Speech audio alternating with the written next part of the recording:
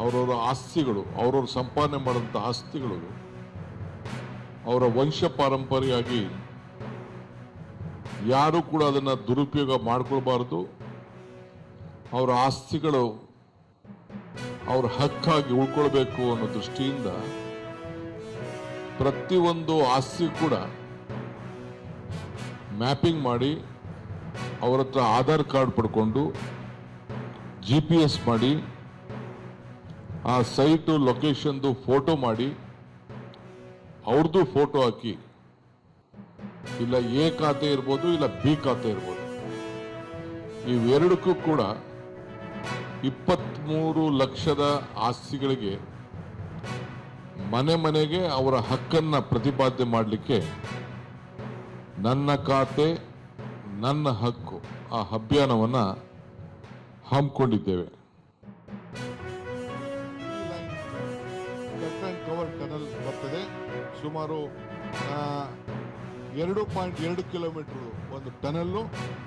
ಈಗಾಗಲೇ ನಾವು ರಿತ್ವಿಕ್ ಪ್ರಾಜೆಕ್ಟ್ಸ್ ಅನ್ನೋರಿಗೆ ನಾವು ಬರೀ 18 ತಿಂಗಳಲ್ಲಿ ಮುಗಿಸ್ಬೇಕು ಅಂತೇಳಿ ಹೇಳಿದ್ದೇವೆ.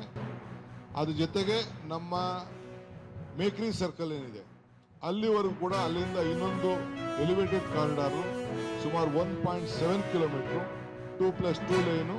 ಈ ಇದು 6 ಲೈನು, ಇದು 3 ಲೈನು ಟ್ವಿನ್ ಟನಲ್ ಇದು. ಯಾಕೆಂದರೆ ಅಲ್ಲಿಗೆ ಬಂದ ತಕ್ಷಣ ರೋಡ್ ಬೇರೆ ಅವಕಾಶಗಳಿದೆ. ಆ ದೃಷ್ಟಿಯಿಂದ ಇವೆರಡು ಪ್ರಾಜೆಕ್ಟು ಕೂಡ ಈ ನೆಕ್ಸ್ಟ್ ತಿಂಗಳು, ಈ ತಿಂಗಳು ಕೊನೆಗೆ ಭೂಮಿ ಪೂಜೆ ಮಾಡ್ತಾ ಇದ್ದೀನಿ.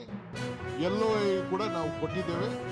ಸೊ ಇದನ್ನು ನಾವು ಈಗಾಗಲೇ ಭೂಮಿ ಪೂಜೆ ಮಾಡಿ ಈ ಕೆಲಸ ಪ್ರಾರಂಭ ಮಾಡಿ 18 ತಿಂಗಳಲ್ಲೇ ಇದನ್ನ ಮುಗಿಸ್ಬೇಕು ಅಂತೇಳಿ ನಾವು ಮಾರ್ಗದರ್ಶನವನ್ನು ನಾವು ಕೊಟ್ಟಿದ್ದೇವೆ.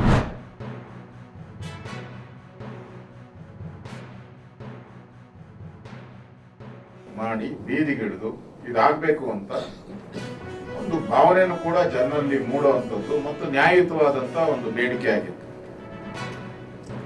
ನೀವು ಮನಮೋಹನ್ ಸಿಂಗ್ ಸರ್ಕಾರ ಇದ್ದಾಗ ನಾವು ದಲಿತರ ಪರ ಅವರ ಏಳಿಗೆಯನ್ನ ನೋಡ್ತೀನಿ ಅಂದವರು ನೀವ್ಯಾಕೆ ಮಾಡಲಿಲ್ಲ? ಅವಾಗ ನಮ್ಮನ್ನು ಕೇಳ್ತಿರಲ್ಲ ಸೇರಿಸಿ ಅಂತ.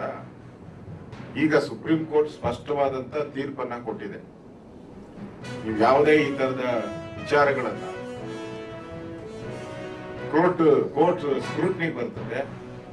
ಆದ್ರಿಂದ ಇದನ್ನ ಎಚ್ಚರಿಕೆಯಿಂದ ನೀವು ಪರಿಶೀಲನೆ ಮಾಡಬೇಕು. ಇವೆಲ್ಲ ಮಾತುಗಳನ್ನ ಕೊಟ್ಟಿದ್ದಾರೆ ಸುಪ್ರೀಂ ಕೋರ್ಟ್. 9th ಶೆಡ್ಯೂಲ್ ಬಗ್ಗೆ ಸುಪ್ರೀಂ ಕೋರ್ಟ್ ಕ್ಲಿಯರ್ ಆಗಿ ಡೈರೆಕ್ಷನ್ಸ್ ಕೊಟ್ಟಿದ್ದಾರೆ. ಅದರಿಂದ ನಾನು ಈ ಸರ್ಕಾರಕ್ಕೆ ಕೇಳುವಂಥದ್ದು, ಇವತ್ತು ನೀವು ಮಾಡಿರುವಂತ ಈ ಆದೇಶದಿಂದ ಅನ್ಯಾಯ ಆಗ್ತಾ ಇರುವಂತ ST ಸಮುದಾಯಕ್ಕೆ ಅವರೆಲ್ಲ ಪ್ರಶ್ನೆ ಕೇಳ್ತಾ ಇದ್ರು, ನಮ್ಗೆ ನ್ಯಾಯ ಕೊಡಿ ಅಂತ ಹೇಳಿ ಪ್ರಶ್ನೆ ಕೇಳ್ತಾ ಇದ್ರು. ಅದಕ್ಕೆ ನಿಮ್ಮ ಉತ್ತರ ಏನು ಅಂತ ಹೇಳ್ಬೇಕು.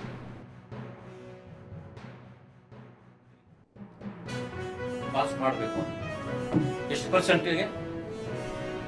17%ಗೆ SC ರಿಸರ್ವೇಶನ್ ನಲ್ಲಿ ಒಳ ಮೀಸಲಾತಿ ಪ್ರಶ್ನೆ ಬಂದಾಗ ನೀವೇನ್ ಮಾಡಿದ್ರೆ ಅಲ್ಲಿ ಬಿಲ್ ಪಾಸ್ ಮಾಡೋದು. ಎಷ್ಟು ಪರ್ಸೆಂಟ್ಗೆ?